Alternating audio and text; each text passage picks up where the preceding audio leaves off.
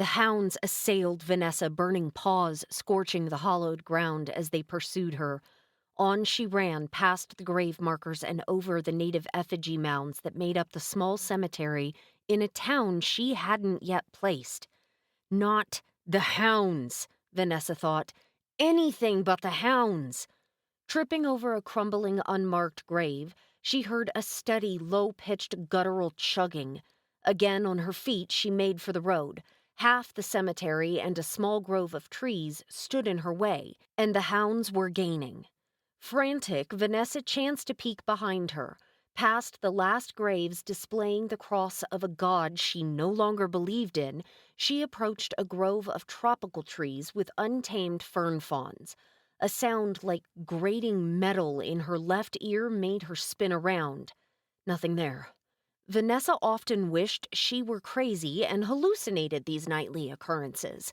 How simple life would be to while away her days in an insane asylum.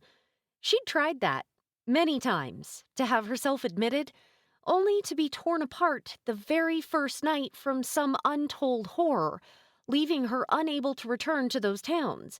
People didn't think too highly of reanimated corpses.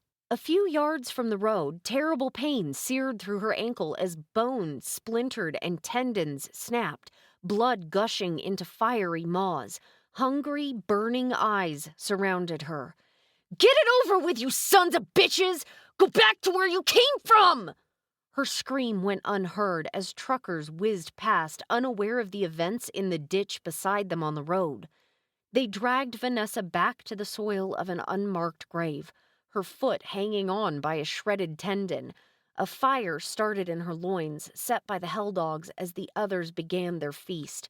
One gaped her open from hole to hole, filling her insides with vitral lava. Her screams of agony went on into the night, but no one came. No one ever did. From just past midnight to seconds before the sun made its rise, she screamed and writhed, dying seconds before the sun's rays touched her skin. Then she disappeared.